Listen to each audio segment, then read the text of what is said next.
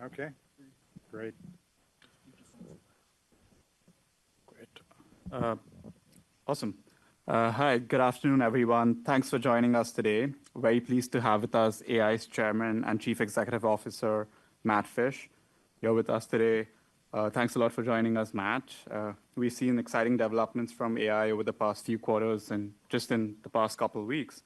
And I'd like to start by giving you the opportunity to frame the conversation. I know you have a presentation that you'd like to run us through. So over to you, Matt, and thanks for being here. Great, thank you. Good to be here, and a little bit of legal speak here, but quite a bit happening since we visited last year as well. It's really been a momentum surge for us. There's a little bit of history of the company here at the top of this, but really I wanted to draw attention to what happened. It was really a key decision and a key pivot that we made around the end of 23, early 24. We're seeing a lot of signals from the automotive industry about taking more time for autonomy and integration of LiDAR.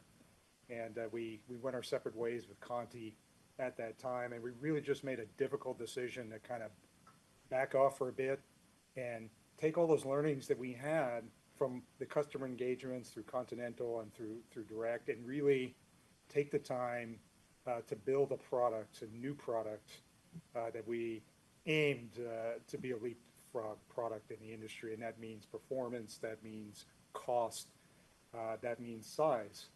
And that was one of the things I'll just shout a little bit, but you know, the friction integrating the LiDAR into the vehicle.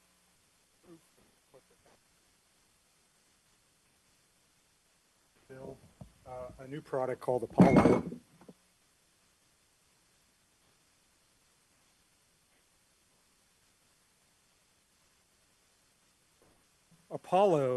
In March of this year. So we aligned with a new cost-driven manufacturing partner called Lite-On.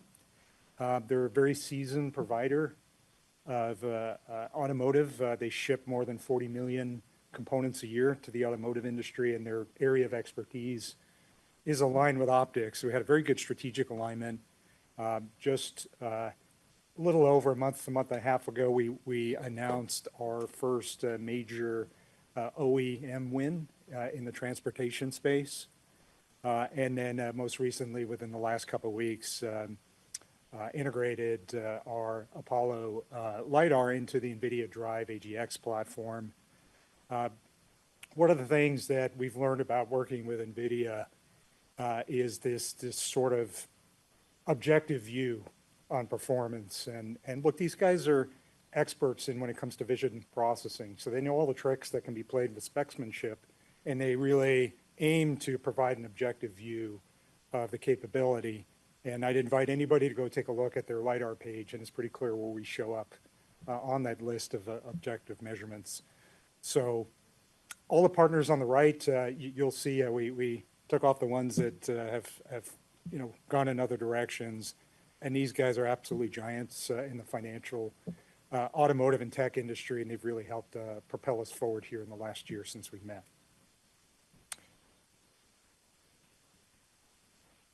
Let's talk about market. So we'll talk about market and then what we're doing about it. I'm feeling, and I think you saw it from some of the other talks as well, is that there's growing recognition that LiDAR is essential. Okay, I have a quote or a headline there from a recent talk by Jim Farley. And then I always love showing a fun picture about LiDAR versus camera processing. And I can assure you, in this picture here, which was shown at Google I/O recently by the CEO of Waymo, no amount of software is going to make up for the fact that you have a physics problem. You have a dust storm blocking a pedestrian on a road here in Phoenix. And the LiDAR picture on below, you can see the pedestrian clearly in the LiDAR picture, and it's completely obfuscated. There's no signal processing or comparison with history that a camera image can do to identify that pedestrian. And by the way, I have a file with hundreds of such test cases in it. And look, China is a good signal for us. It's a leading indicator.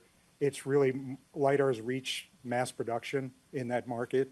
We'll probably maybe ship 2 to 3 million sensors this year, according to Yole. And it's true, the Western US and Europe OEMs are lagging, but we are seeing firsthand that there are on-ramps coming up in the next 12 months. And in the meantime, there's a lot of replacement cycles starting to happen in adjacent industries, and also smart infrastructure, smart cities that are bringing a lot of inbound in the LiDAR space. And let me give you an example of what I mean by replacement cycles. There's a lot of pull for LiDAR right now in tolling applications. The way a toll works today, and if you're an Easy Pass or Fast Track user, there's a metal loop in the pavement that tells a camera when a car is coming by, and it tells it to take a picture of your license plate, and then the magic happens, and you get billed for the toll. The problem is those metal loops wear out. You have to rip up the pavement. You have to pour new concrete or new asphalt to put those in. LiDAR does the job for much, much cheaper cost and a much cheaper recurring maintenance as well. So LiDAR's the trigger for the camera, and you need to see far because cars can be moving fast. And we've really built a strong pipeline in the last 6 months. If you go back to the previous slide, we went from product launch to first OEM win in 6 months.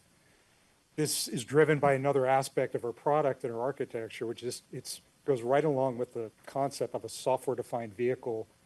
More often than not, I would say more than 80% of the time, if we need to change something, it's in the software. And this product that you see, Apollo, is no different. And this allows us to quickly respond to this adjacent sector demand. I also want to point out something that's very relevant in the automotive space. You veterans here will know that there's an aftermarket in automotive that moves very quickly, a lot more quickly than integration into the assembly line. And we're definitely seeing some pull for LiDAR there in a serious way. Think about, instead of LiDAR steering the vehicle or making decisions about the vehicle speed or trajectory, you're driving a truck and it's too tall for the bridge in front of you, and alarm sounds, you better hit the brakes and stop. So we're seeing this path where there are, especially in the commercial vehicle space out there, that there's a movement to retrofit LiDARs into vehicles, and the volumes are very interesting in that space. It's the case where typically you want to create an emergency situation, notify the operator, who will then bring the vehicle to a stop, for example. Last but not least, we have a very strong cash position now. I don't think we've actually talked about burn rate specifically in our latest earnings call, but we're over 80 million in the bank now. We've got the lowest burn rate in the industry. This gives us cash through 28 at this point. So while automotive is heating up, we've got what we need and the working capital we need now to take advantage of these nearer term revenue opportunities in adjacent markets. Just an illustration of that. We changed the names to protect the innocent, but up to 10x lower than pure burn rate. We took 2 lenses here, free cash flow and OpEx, and we really think this paints a potentially promising future for shareholders, is that it doesn't take nearly as much revenue for us to give significant returns. And secondly, look, the company's been around since 2013. You saw it on the first slide. One of the major effort areas for us is to make the supply chain easy. And that's both from the OEM perspective and the final assembly. And with LiDAR, it's very easy for them to absorb capacity, repurpose it, and the investment that we have to make and the cost that we have to bear in terms of CapEx is incredibly low. And it's not going to go through the roof. It's going to stay low because we have that strategic alignment with LiDAR. They have skin in the game, and they have that flexibility. Will give us a longer term advantage there in terms of cost structure. Boy, I sat through the last couple of presentations. There was a lot more talk about specs and whatnot than I expected. But look, I am going to claim that we do have some advantages here that'll be incredibly difficult to match. At least, look, time cures many things, but I feel like we have a very solid advantage here. Let me explain it this way. everybody knows, you ever seen a picture from the Hubble telescope? It's got a big fat lens, and people who are amateur astronomers, they have their little telescopes and they say, hey, maybe I could take a picture like Hubble. Now they have signal processing software that make it look better. It's never going to match the quality of the Hubble telescope. Why? Because the Hubble, built into its design, gathers a lot of light photons back. And we've made a decision architecturally that allows us to gather more than 4 to 5x photons than even competitive 1550 LiDAR design. So we are a 1550 solution, but we have built into our architecture an inherent advantage, and that's what gives us a 1 kilometer range. And I'm not talking about just picking up a dot somewhere at a kilometer. We can see a car, we can identify it as a car at that distance, and we have a huge photon budget. So we can do all kinds of things with that to integrate into different markets. One of the things you see here in the upper right is we plugged Apollo. This is our test mule vehicle. Happens to be a Volvo XC40, but in the roof liner without moving anything in the car. So we didn't have to take anything hardware out of the car to put it up there. It sits right above the rear view mirror. We've been driving this, you saw the first picture, around the country and into Europe to show that we perform at 300 meters through glass, okay? That's a hard thing to do, to punch a light source through glass, because we have so much headroom in our performance. We're passing what's being called now 140 kilometer per hour or 85 mile per hour testing. So the bar is going up on operating speeds, and that's due to this inherent architectural advantage that we have. Our scan mechanism is very unique. We don't have a spinner on top. We use a fairly off-the-shelf MEMS device for scanning, which allows for the infinite programmability. And look, we have a world-class manufacturing partner. These guys know how to do automotive all day. I just wanted to share a little bit about some of these other applications. It's pretty darn exciting, and some of the pictures on this page are propelled by what's happening with Edge AI, and I'm just going to underscore the importance of NVIDIA here for a second. They're making, through their platform, they're making Edge AI more reachable and easy to integrate. And because we are a partner there, we're getting a ton of support from them. I mean, boots on the ground, making connections for us, connecting software, hardware in the ecosystem to enable these new use cases. As I mentioned, the upper right here is a tolling example. We're able to track speed, size, and type of cars. The left one on the side, so a lot of collisions happening in the marine space. This is 400 meters away. And it's almost impossible to see in the picture. You have that big barge in the background. There's actually kind of a speedboat sailing in front of that. We're seeing that 400 meters away. That's exactly what the LiDAR sees. You can actually see it's a ship 400 meters away. It really showcases the performance of Apollo LiDAR. And there's a 3 centimeter object. I put greater than 100 meters. You need to see like golf balls on an airport runway so they don't get sucked into jet engines and things like this. This is what crashed the Concorde, by the way, some years ago. So, we're performing in environments where we're seeing golf ball size objects that's 3 centimeters up to 200 meters away. And all of this is being propelled by NVIDIA's support for Edge AI and the software platform to support and scale that. It's opening up a whole new dimension for us. Last but not least, then we can jump into the Q&A. Just a quick recap from our earnings call last week. I think we covered a number of these topics. Optis is the platform we'll be launching at ITS World Congress at the end of this month. That includes NVIDIA's Jetson Orin ecosystem. We now have revenue on the books. We've got 6 wins and growing, 6 contracts and growing. We have 30 more in the pipe and deep negotiation. So we really feel like we have line of sight. Next year, we'll get revenue this year for some of these, and to thousands of units next year. And I also want to emphasize that we do have a very large OEM win We've called out the potential opportunity there. We will be saying more about who that is and what it is this year. Look, last but not least, we still are driving hard on the automotive side. This GM sponsored initiative called Wintour, I think somebody mentioned earlier about robotaxis in Sunbelt states.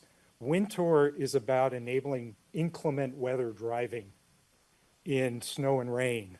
And it's being implemented at the University of Toronto under GM supervision. Look, this is a significant advantage for us for OEM sourcing because Apollo has a feature buried inside this guy that the Wintour program loves because it provides us a feature and a way to filter out rain and snow. Now, we got development work to do there, but the thought process here is that as it plays out, this is going to become a minimum requirement for OEMs. We have this feature. We don't believe anybody else has it.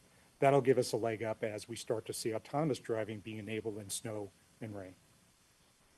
Thank you.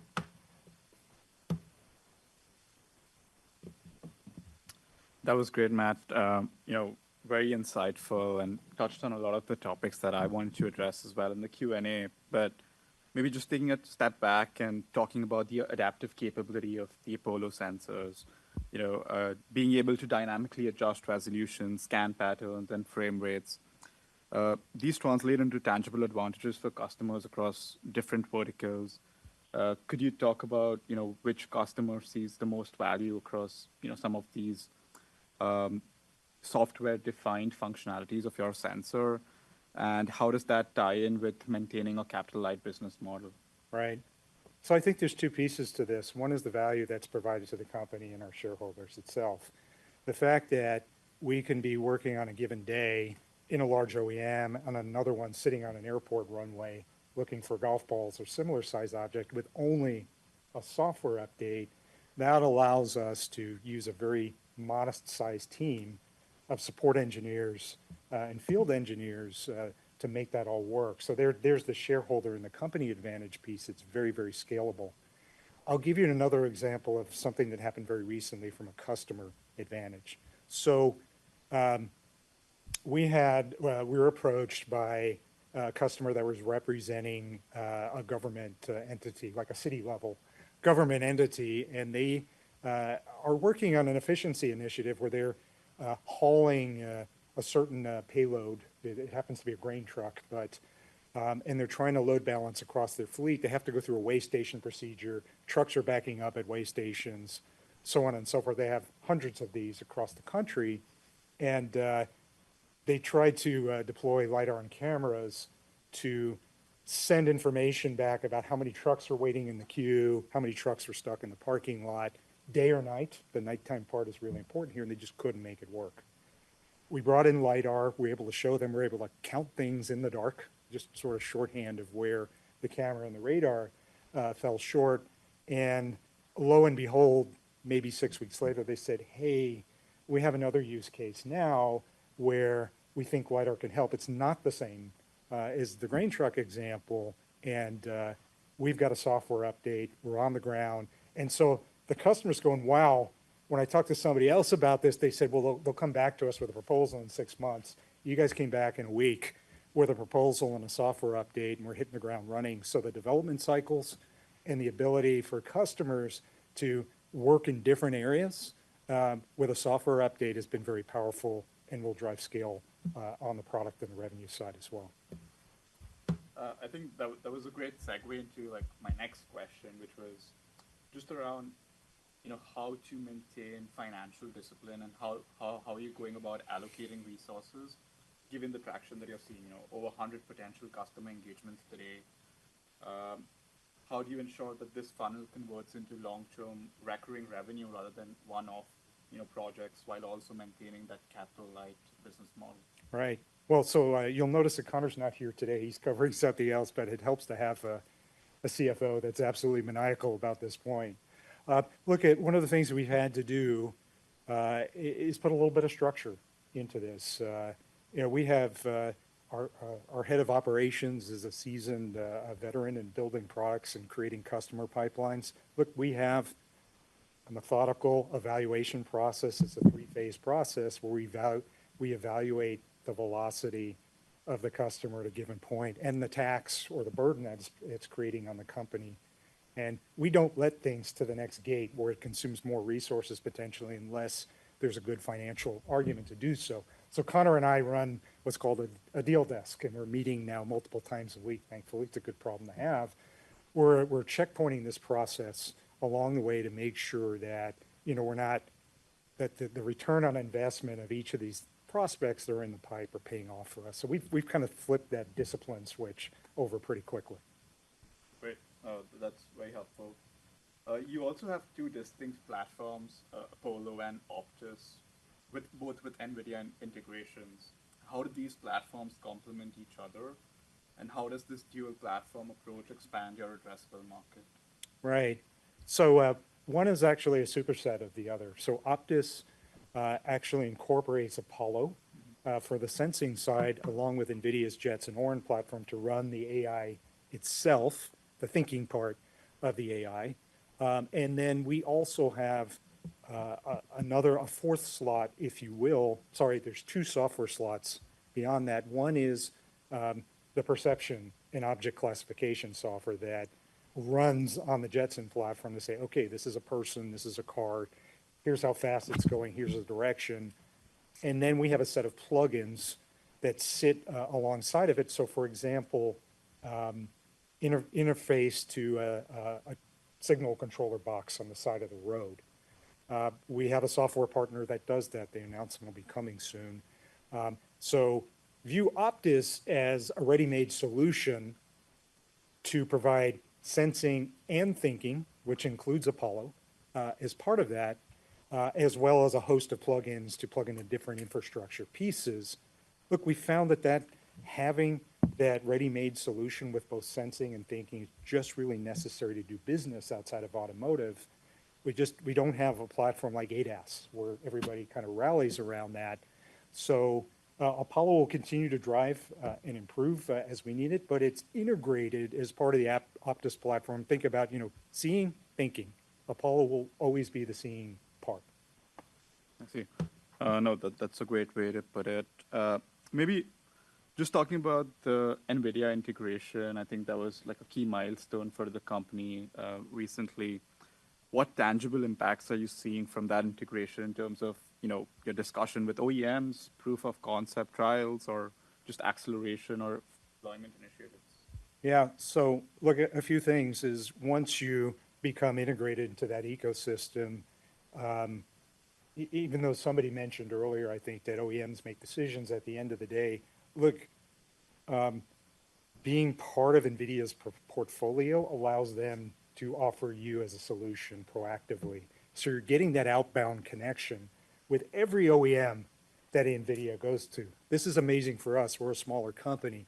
We can't be at 10 OEMs at once, but NVIDIA can. So we get that outbound contact, and we've definitely got inbound back from OEMs as a result of NVIDIA's outreach program. That's been tremendous. And also just the validation part itself.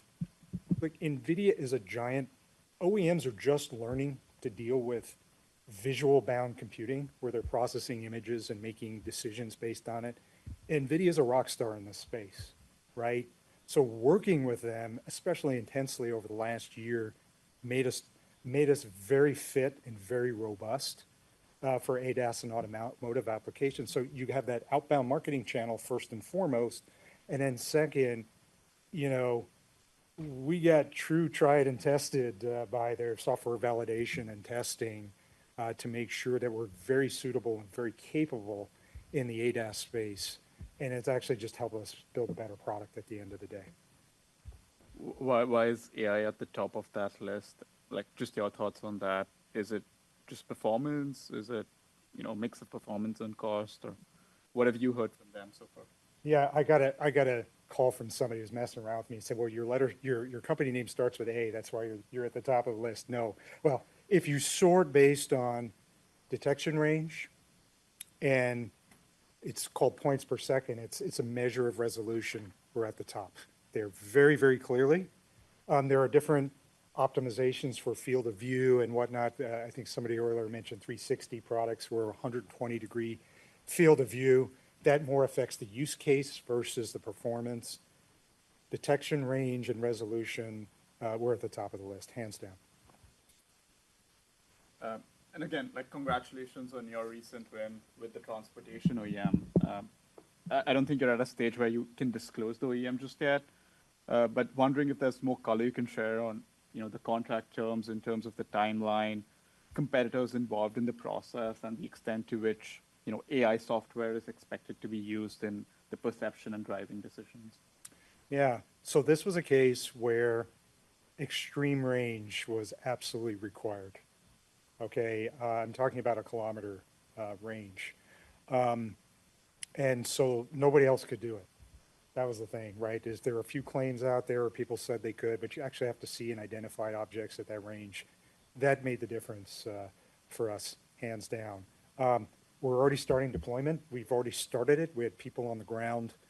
Since I will say a little bit more about it, it's more of an aftermarket type application. The volumes are very nice, but it is an aftermarket application, and we are starting deployment immediately. It will continue to generate revenue this year. We expect it to start ramping up more aggressively revenue-wise next year and into 27 as well. And it's just very cool because it sort of bypasses that whole OEM integration process, but is very definitely mobility and commercial vehicle aligned. Understood. No, I think that's great news.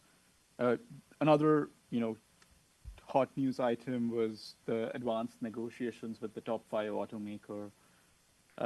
Again, unless you're willing to disclose the OEM, is there a way to talk about the type of programs or vehicles that these negotiations are related to? Is it primarily L3 applications, or is it more towards the L4 and L5 end of the spectrum? And just anything on what you're hearing in terms of LiDARs per vehicle, as well as whether you're replacing an existing competitor that might be on the platform. Right. So I can say it is a level 3 passenger vehicle related program. And I also want to point back to the partnership we had with NVIDIA and the validation and the credibility that brought to the table in the discussion. So it was definitely a catalyst in terms of getting deeper into that engagement. And it was one of the things that I had in mind when I said we have on-ramp opportunities in the next 12 months. That's probably all I can say about it right now. Understood. Great. Could we just touch on pricing for a moment? I know you alluded to it during your presentation, but curious, where are ASPs for Apollo and Optis today relative to competition in the comparable segments, and how should we think about ASPs and gross margins at scale in the medium term? Right. So let me answer it this way. I think it is fairly well known, and so maybe I'm not putting anything new out there, but in order to even be taken seriously or reach any reasonable step forward with an OEM in the passenger vehicle space, for long-range LiDAR, this means driving up to 85 miles per hour in L3, you need to be well below $1,000, well below. And we're there. We're very competitive in that space. In fact, we've already budgetary quoted in that regard and got the thumbs up. And I think look, the automotive margins are going to be tougher than the non-automotive. Really, the trick for us, automotive drives volume. And then in the non-automotive space, that scale, and it's not just scale of the quantities being driven by the OEM, but our partnership with Lite-On, they have a ton of supply chain leverage in components that we care about, enable us to compete well in that automotive ADAS space. But the margins are very, very nice when you start selling these in adjacent markets that are used to paying 10, 12, 15 grand for a LiDAR. We can sell much cheaper than that, given the number I just gave earlier. And that's a really good number, margin-wise, at that point. And it takes a bit longer to ramp up volumes there, or maybe not, depending on the speed of the OEM space. But the margins are very, very nice outside of automotive. Got it. Maybe just following up on that, like, to your point, you mentioned the margins are really nice on the non-automotive side of the business. But we've seen a lot of your peers also start to focus on the smart applications and smart infrastructure markets. How have negotiations evolved over these past, couple years? Like, I'm assuming it was relatively easier to get in, like, get an intro with a customer 2 years back when you pivoted, as opposed to today. Are you seeing more competition from some of those peers? So the non-automotive space specifically is the question. This is easy. The market is so large, that's not our biggest problem. I will say, because of some of the trade policies that have been enacted, that has put pressure on the competition coming from China. I'll just come out and say that. But it's certainly not the largest thing that's driving our success here. Very, very often, I would say most often, we're running into a customer that is looking to replace legacy technology. And we're not bumping heads with competition as much as you might think. So it's quite nice from that regard. Awesome. And then, like, to your point, you mentioned your partnership with LightOn as a key competitive advantage, but scaling also brings risks, one of them being supply chain, the other being certification timelines and just competitive moves. Which risks concern you the most, as you go on this next path for the company with 2 development wins and transitioning into series production over time? Right. Look, I will never be comfortable. I'm most uncomfortable when I get comfortable. So we're certainly not relaxing, but the cash runway that we have right now is helping us tremendously to focus on building business and driving revenue. This is like, I wake up in the middle of the night, every night thinking about this, and the company certainly knows, since I'm the CEO, that this is our most important mission right now, is to drive conversions and whatnot. I'm feeling quite good on supply chain resiliency. In fact, we just went through the first stages of a supply chain audit at a large global OEM. And they're asking questions like, okay, we get it, you can assemble in Mexico, for example. Great, now let's talk about raw materials, okay? And then I have the president of LightOn Automotive sitting next to me. He's like, oh yeah, we have 2 options. We have a raw materials. We already thought about that. We have, a Southeast Asia raw materials option. We have a China raw material option. We got that. It makes sure. So look, our partner helps me sleep at night on supply chain resiliency. They're really pros at this. Again, I said 40+ million components per year they're already shipping into automotive. They know how to do that, and we have a really great relationship, so we can rely on them to take care. By the way, they have expertise in things like functional safety, AUTOSAR, ASIL, all the things that are required to integrate fully into the automotive space, and they're certainly helping us there. We're all about converting customers right now. This is our maniacal focus, and I just, I'm treating it as make or break for us. That's great. No, sounds like a great partnership. Just wanted to check if there was a question in the audience. Great. Maybe just one last question as we wrap up. You've called Q2 as a critical inflection point. Looking ahead over the next year, what milestones should investors be focused upon, and what would you view as the optimal outcome in terms of customer wins or revenue pipeline when we hopefully sit here again, next year at the same time?